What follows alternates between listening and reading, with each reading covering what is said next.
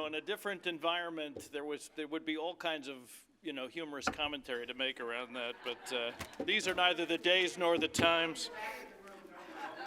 On the other hand, Joanne, if you could pop up the Mr. Rogers slide just for one more second. Just when you thought you were at the end of the conference, it's the beginning of another long round with me. So I'm glad you checked out of your rooms already. We got nothing but time on our hands.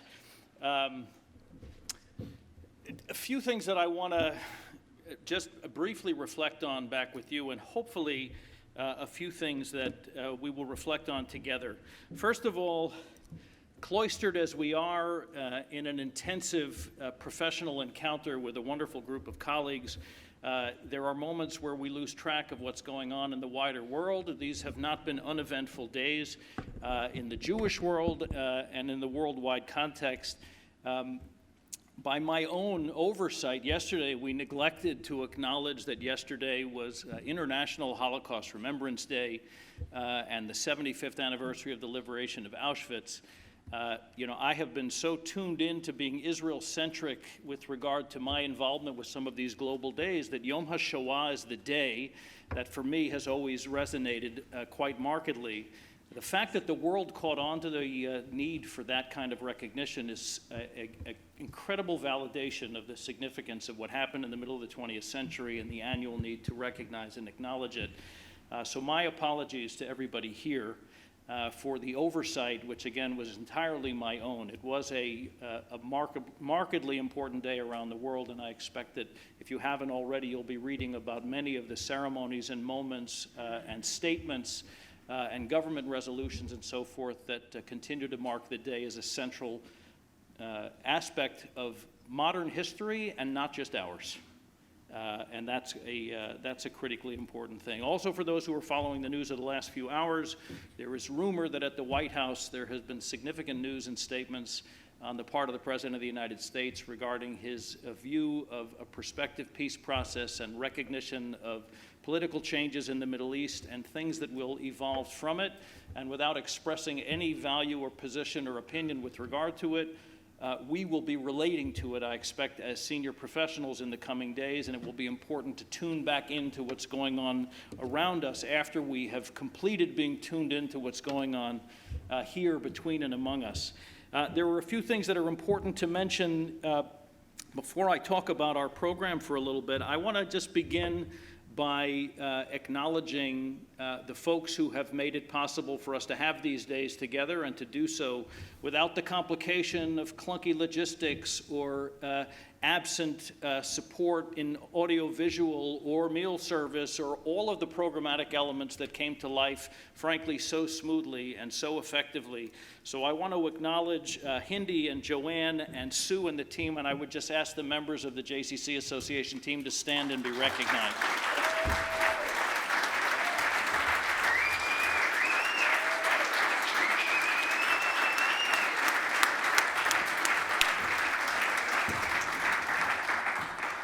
Thank you all very much.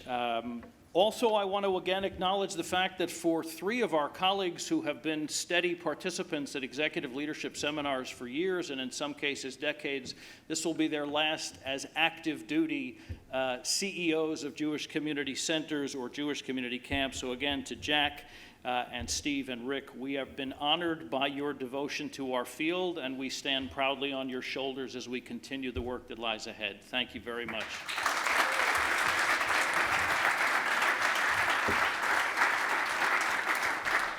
And to those fortunate few who have joined the ranks of the CEO's circle and are here for the first time, Rob and Scott, Melissa, Sam, Mike, Ashley, and Jesse, the participants in the latest Kivunim cohort, welcome to the field and welcome to the table, guys. We're thrilled to have you here.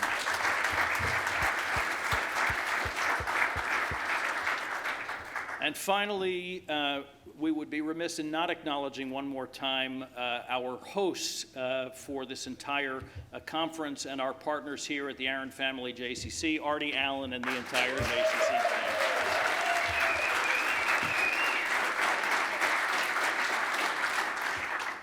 And with those handful of acknowledgments already in place, I want to talk a little bit briefly about what we did here. It doesn't really matter how long and how many days the conference is. Somehow more gets packed into it than we think could have possibly happened in the time that we spent together.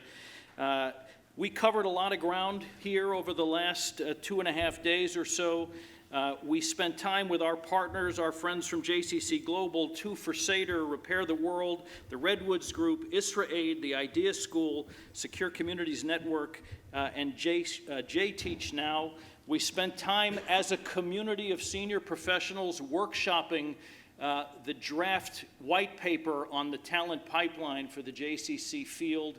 And as a result of the additional input that you have provided, we moved to the next iteration and evolved version of that document and that paper, intended to provide a blueprint for which we will turn to the world of mega philanthropy to resource the work that we need to do to raise our contribution to the wider Jewish communal world, and through us to raise the talent caliber and the talent capability of the entire field of Jewish communal service. We had the opportunity to showcase some of our most innovative programs. Congratulations again to Bill, to Paul, to Ivy on their having been chosen yesterday at the Innovation Incubator as the most compelling, scalable initiatives, at least in the opinions of our three judges and panelists yesterday. But more to the point, I think it's congratulations to all of us for having been given exposure to things we can now bring back to our own communities, with the hope that Jen and the team of the development team at JCC Association will get the resources that will help us to scale them.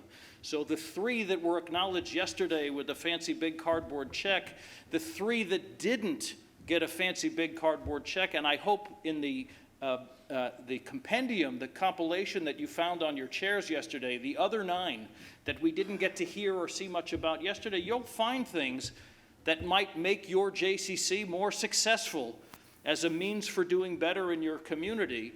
And if we can help to resource those opportunities, that's precisely what our hope and intention is going to be.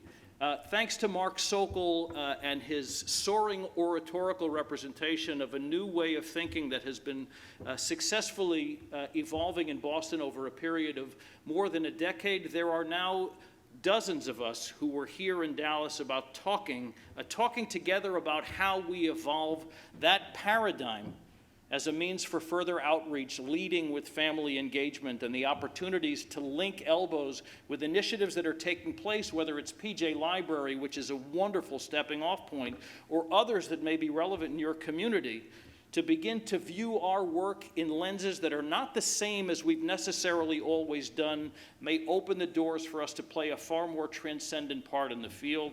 I, for one, was very happy that Steve Hoffman wandered in to this room and sat down at a back table while Mark was presenting his representation of that work, so that we can be sure we continue to give it airtime and visibility in the eyes of the great philanthropists and the big foundations of the continent.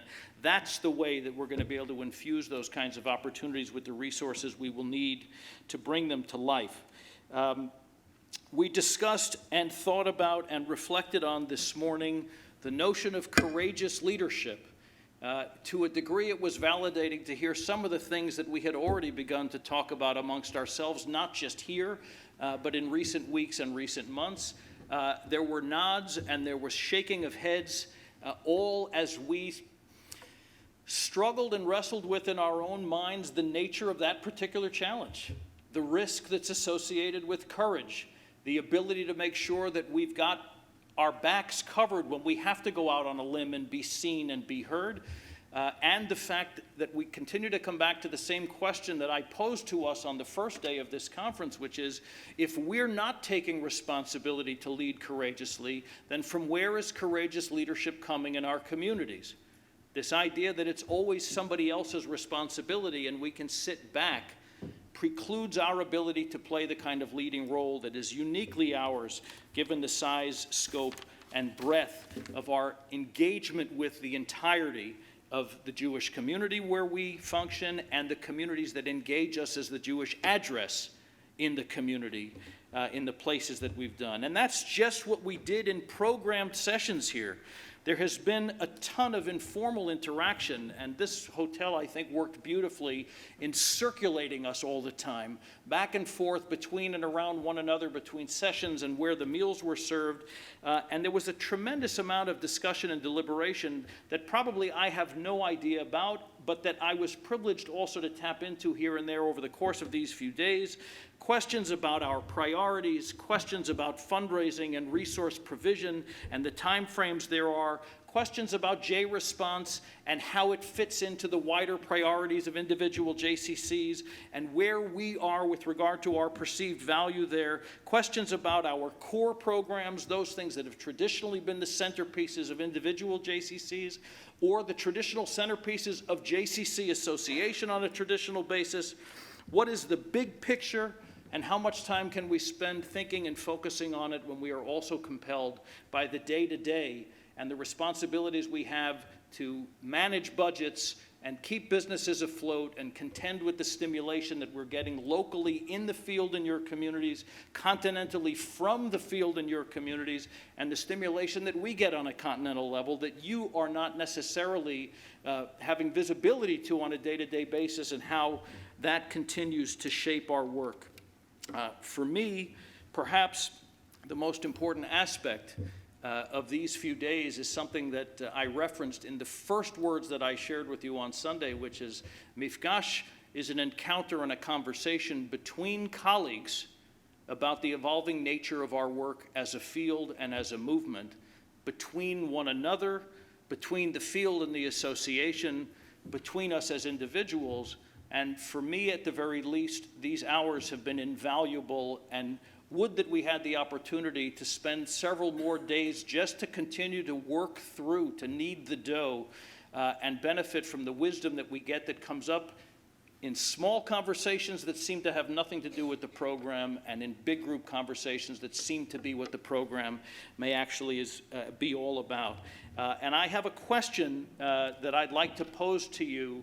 And I hope several of you will stand up and share with me the answers to this question, which is, what are you thinking about today as you leave Dallas to go back to your day job that you weren't thinking about on Sunday when you arrived here? One thing that you're going home thinking about that's not what was in your head when you arrived. And everybody in this room, I imagine, should have an answer. So I would hope a few of you will share.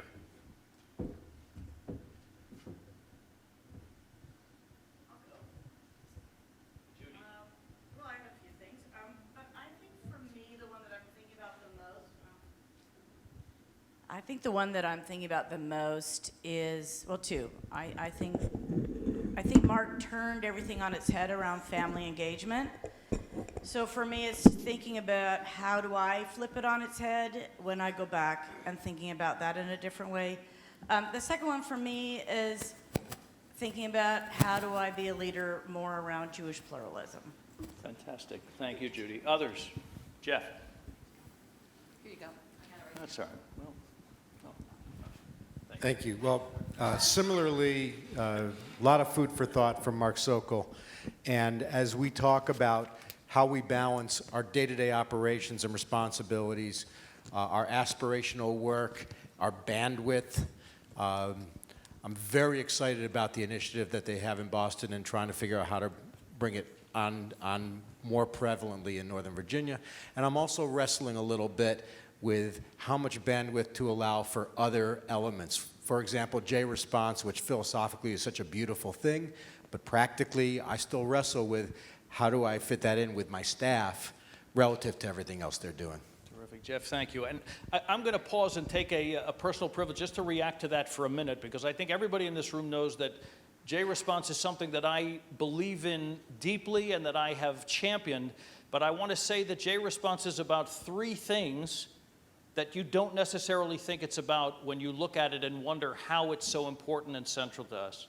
Thing number one is we are deep in the work of trying to strengthen talent as a major building block for our field, and training in crisis response for members of JCC staff will be a unique value add that, when matured, we as a movement can provide to prospective employees that they're not going to be able to get anywhere else. So to know that if you work for a JCC, among the things you'll learn how to do is how to be effective in crisis response will be a component part of the talent development pipeline. Number two, we had a little wrestling match with Jay Kamen yesterday on the subject of movement. Are we a movement? Can you call yourself a movement? Movements have a sense of shared and common practice engagement and accountability. And J-Response is a methodology for strengthening the ties between JCC communities. And at the moment, we don't have enough of those. We have JCC Maccabi, we have J-Summit, we have professional conferences of various kinds. It's lean relative to the menu. But talk to the representatives of the 46 JCCs that went to Pittsburgh, or the folks in Pittsburgh who were the beneficiaries of their coming out, and ask them how they feel about their place in movement. And so the idea that J-Response is a means to strengthening fabric is a very important element for us. And number three, because I can never scare away the fundraiser inside of me, though I have tried to exercise that particular demon, the kinds of things that J-Response does is appealing to funders and foundations that otherwise have not taken any interest in us. But once they do, the door opens to their doing all kinds of different things. So as long as J-Response can be done in a way that doesn't take money away from anything else, it will provide value add in those three ways. And by the way, in a crisis, it feels good to lend a hand and to receive a helping hand. But the third dimension really relates to those other things, so thanks for asking that question.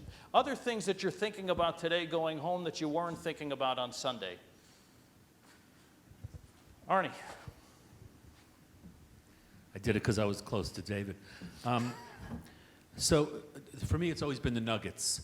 You know, the small things that I always get out of these conferences that some of them aren't even intended, they're not part of the official program. So there was a statement that Jay Kamen made in the small group yesterday where he said that we should be looking at, or that one of the things he cares about a great deal is high impact, low cost programming.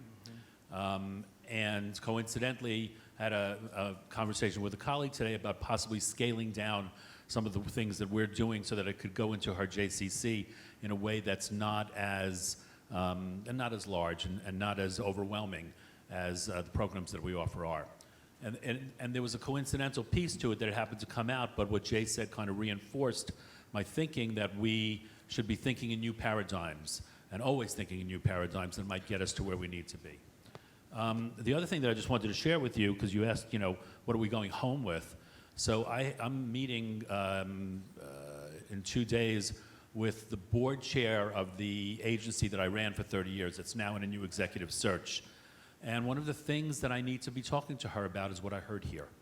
I think that the ability of individual JCCs to grow beyond just what they're seeing in their communities is really dependent on being part of this national organization. I always believed that. I always stayed part of JCC Association when I was running the JCC. And I think that we are diminished by not having everybody, and they are diminished by not being part of this.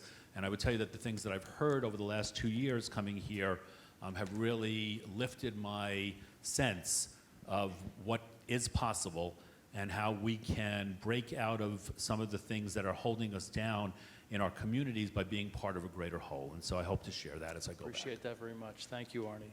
Other things? Harriet.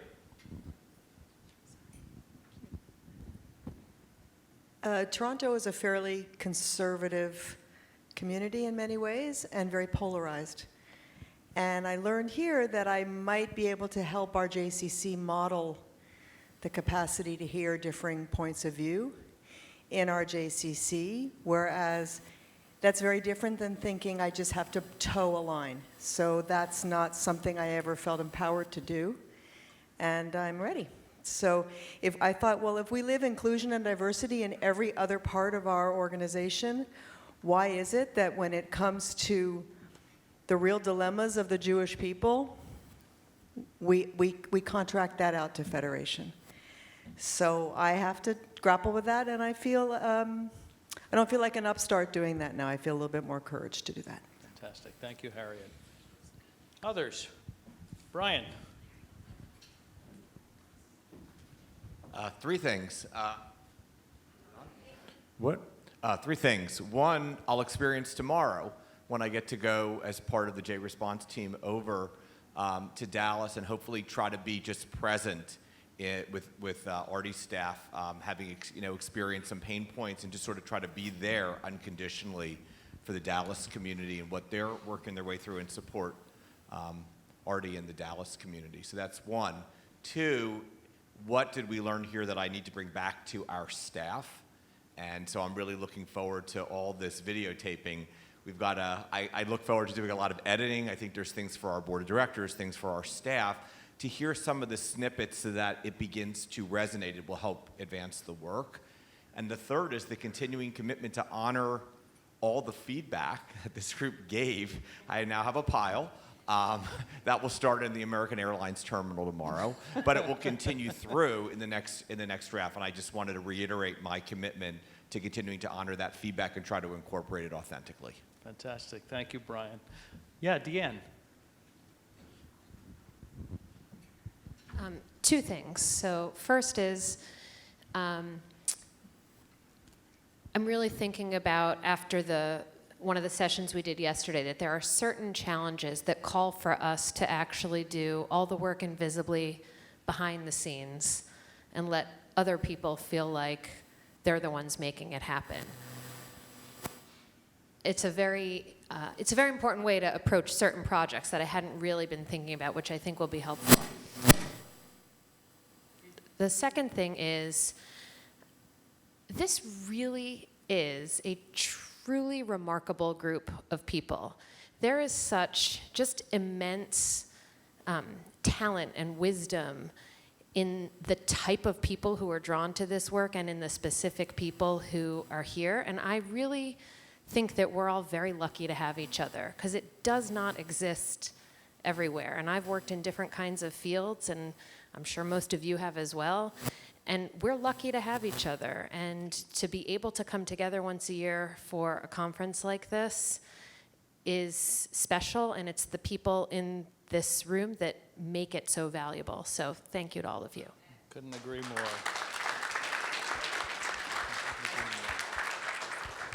Yeah. Mr. Dinkin. My staff always worry that when I go to a conference and come back, what crazy ideas did you come back with? And it was interesting, being able to drive up here on Sunday morning, I had a chance to sort of disconnect and sort of think about how fortunate I am to be able to come to this group and to this meeting. And it's mostly a chance just to stop and pause and have it, and not be somewhat involved in day out kind of stuff. And something that, I guess the one piece I'm taking back with me that clicked this morning, Nancy did a fantastic session on emotional and social listening, emotions, et cetera. And it made me sort of think about our leading edge report and an opportunity to tie this learning piece to where within the leading edge from a middle management standpoint and a training, et cetera. So when the staff asked me what did I learn or what am we doing, I have a sort of a clear path, at least in one particular area, that sort of connects the dots of something that happened as part of this experience is something that we really need to address in the agency. So. Terrific. Thank you, Joel. Others? I know you're all thinking about stuff, but you may be thinking about, like, when is this going to end and I can get out of here? I wasn't thinking about that on Sunday, but now I'm thinking about it. Or maybe you were already thinking about it on Sunday, which is bad for me. I would add a couple of other reflections of things that I'm thinking about differently. This conference has to rise to the level of desire, need, and significance of its audience, of its participants. Therefore, we need to constantly challenge ourselves to make sure that the deliverables that are in it are worthy of the time and attention, your incredibly valuable time and attention that you're putting into it. I think it's also critically important that as you look at the conference and as you reflect on it, you reflect again in 3 dimensions and not always just in 2. There's been a lot of unpacking in the last 12 hours or so of the Innovation Incubator and our 5 or 6 hours that we had with Janie and with Jay and with Steve, and some questions about how well it worked and how well we were respected and how well we were appreciated and what's the upshot of that. So I can tell you a few things just, as an editorial commenter who still is among the lesser experienced worldly members of the JCC field. Bringing those 3 foundation leaders was about several things. The obvious, conversation, we wanted them to judge, we were hoping that they'll like us, those kinds of things, and the not so obvious. The not so obvious perhaps is we want to impress you that we can bring A-list philanthropy to a conference at our invitation so that you'll know that among the things the association can do for you is that we can deliver big names for the field. We're cultivating your excitement about our potential to be helpful on resource development. We want to impress them, and we want them to be able to feel that they can have a candid encounter with a group of serious professionals. And therefore, while it would be lovely if they walked in and said, first thing is, we figured out that you guys are the best there is, we love everything you're doing, and where can we send a check, that would be great. Their candid interactions with us help us to understand their posture vis-a-vis the kind of big grants that they make. So the good news, I think, is that while we may not walk away feeling like we made them fall in love with us yesterday, Jen and I returned from dinner having unpacked the day with the 3 of them last night, feeling that we're remarkably close to getting substantial support from each of those 3 philanthropic leaders, in no small part on the back of the fact that they came here, and that for those of you who are camp directors or who have promoted Israel programs over the years, you know that if you do a parlor meeting, the act of walking in the door of somebody's living room is 90% of the sale. The fact that they were here, not obvious necessarily if this has not been the routine of your engagement with these kinds of folks, is 90% of the sale. They're here after 90% of the sale is done already. It didn't have to go like ballet for it to have been important and progress for us. And so while in the world of fundraising nothing is ever done till the check is cashed, we're not there yet, we came away, I think, feeling very optimistic, and not about the long horizon, though that too, but really about the shorter time horizon. So when you look at the pieces of this conference and you unpack it, and your feedback to us is going to be invaluable, think beyond the first 2 dimensions that you think you're looking at. Was that fun? Was I entertained? Did it go too long? Could I hear the person? Think as to why they were here and whether their presence here advances the work of our field in some way, and whether we've exposed you to a resource that may be useful or attractive to you in a different context, having seen it and fallen in love with it, or having seen it and seen something that you knew was worthy, because there are other scenarios and ways in which we can draw upon these partners and resources and opportunities that you may be able to do in a way that matches the sophisticated needs of your current agenda and community. That's going to be different than it is for Mifgash. But this is, for us, every time we bring you together, we want you to taste a bunch of stuff that we think you might enjoy ordering for yourself, so to speak, the next time you have an opportunity to be exposed to it. I want to relate just for a couple of minutes to things that, if they are not already in your very active consciousness, we hope that they will increasingly be in your active consciousness. One is there was a very important announcement recently about the advent of a first-time birthright program for JCC marketing professionals that will run in December of this calendar year, led by Michael Rowland and built to create marketing and communication-related professional enrichment opportunities in Israel for your young staff. Joanne tells me that it's not always a part of the JCC professional team that enjoys the longest tenures. Your marketing and communication folks. This is a professional enrichment and development opportunity, and in keeping with the spirit of Birthright, there's no cost associated with it. So look around, let's fill this bus. It's first come, first serve. We'd love to tell the Birthright people that we could fill 3 buses with these kinds of people and let them have the problem of figuring out how to accommodate us. It's worth doing it, and it's Israel engagement, and it's field building, and it's tenure encouraging, et cetera, et cetera, et cetera. And they tell me that we have another big gathering in the offing for our movement, something called J Summit, which you may or may not know anything about. But I think it's important for us to spend a few minutes talking about the next great and remarkably powerful and important opportunity we have to strengthen the fabric of the field and create, promote, and generate excitement. So for those who are new, and there aren't that many, J Summit is primarily focused on our lay leadership, on your lay leadership, on the members of your boards and rising or aspiring members of your boards and potential funders in your community. We bring them together with the intention of energizing and motivating and exciting and engaging them, taking them from beyond the day-to-day responsibility of governance and management and the problems of drop-off and pickup lines for early childhood education, and bringing them into the conversations about the future of Jewish life on the continent and the major players that we are as a field in sharing responsibility for the big issues. If Mifgash worked for you as a chance to do that with this group, then that's our opportunity to do that together for the group of people that are probably so important to you on a day-to-day basis. We all know the things. You can't be a prophet in your own backyard. Let the field and the movement and the association dazzle and impress your leadership as a means of strengthening your ability to be a greater version of yourself. We will take them from the day-to-day to big ideas and to big conversations. And we are already busy lining up recognizable and important voices and speakers who are going to be there, including New York Times columnist Bret Stephens, who's going to be with us on the first day, including national Jewish communal leaders like Eric Fingerhut, the CEO of JFNA, Rabbi Rick Jacobs, the CEO of the Union for Reform Judaism, Rachel Fish, who's heading the new craft-led major enterprise to combat anti-Semitism, Gali Cooks, and others. We are going to live out the notion that we had with innovating and scaling by making a demonstration component of our program about Zionism 3.0, the Z3 paradigm, as we work, we hope, to bring millions of dollars to help scale that initiative. And around it, our friend Danny Gordis and Anki Spitzer and members of the families of Munich 11.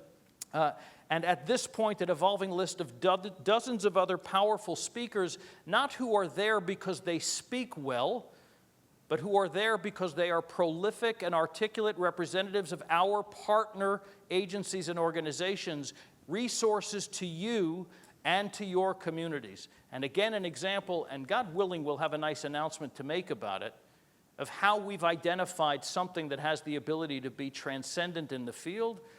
We've seen it, we've examined it, we've debated it, we've think tanked it, we've gotten some small funding for it, and we are showcasing it to the entire field as a stepping off point for something larger and more significant, and an example of the kinds of ways we can hopefully scale and transcend the field.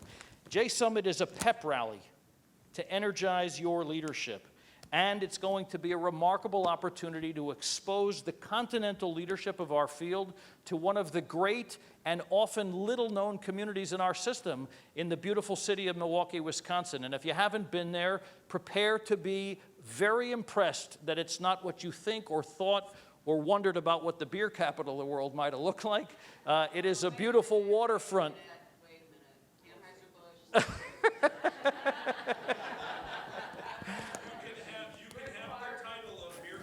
It's true. Everything we can to have Doron never say that publicly ever again. Visit Milwaukee. Thank you. Listen, with all due appreciation, there are 2 dimensions and there are 3 dimensions. In the 3rd dimension, this is a heavy beer drinking crowd. That's going to get them into Milwaukee potentially as much as any other things. It's a beautiful city. It is an extraordinary Jewish community, and it is one of the flagship JCCs of the field. That may be something Mark Shapiro would encourage me to say again and again, and I'll be repeating it often. Bring your folks to Milwaukee. You're going to be glad that you did. For those of you who are working hard on the evolution of young lay leaders, you are being invited to and have been invited to identify people to serve as Esther Leah Ritz Emerging JCC Leadership Fellows. Esther Leah Ritz, a proud product of the wonderful Jewish community in Milwaukee and a former national board chair of the JCC Association, created this program in order for us to help energize and inspire and motivate young leaders. Know that the work that's going to be done there will be skill building, but perhaps more importantly will be network building and relationship building. It will allow all of us in leadership the chance to engage and get to know them and help them feel increasingly excited about the opportunities that they have to be leaders not just in the moment, but on an ongoing and evolutionary basis. I am told that to date, registration is running more or less on pace of what it was ahead of the Memphis Biennial. 253 registrants from 89 JCCs. The largest delegation to date is coming from Baltimore. Let's not let Barack Herman have bragging rights about that, so I'm sure you're all going to want to do just to stick it to Barack to bring a far larger delegation. What we're going to be doing in Milwaukee is worthy of being seen by thousands of leaders in the community. If we're not going to get thousands of people there, then let's get as many as we can so that they, pebble in the pond, will let the thousands of others that will hopefully join us the next time to know how important it is to be with us, know what they've missed, and know that this is where the serious conversation about the future of the field is going to take place. It's going to be a showcase of us, of our partners, of our allies, of our plans, of our hopes, of our dreams, of our funders. But there won't be a single thing that's going to happen at J Summit in Milwaukee that you can't bring back with you to your community. That's the core of the design on which we are currently working. And so, going against type, with more time left on the clock than I am going to use, I want to leave you with a few closing thoughts that again take us back to the opening thoughts of this conference, at least those that I wanted to share with you on Sunday. We are stewards of one link in the chain of Jewish history. And every link that follows ours will be a direct byproduct of what we do with the link that we've got. We have in this room formidable and powerful professional leadership. We have in our field broader, wider, and deeper caliber professional leadership, and we have the responsibility for assuring that that pipeline of leadership will continue to grow and be robust. But this is our moment where the link is our responsibility, and I think we can take enormous satisfaction and great pride in knowing that we share that responsibility together with the 100 or so people who came here to Dallas this week. Thank you for your dedicated leadership, your extraordinary passion for the purpose of our movement, and for being great leaders of the North American Jewish community.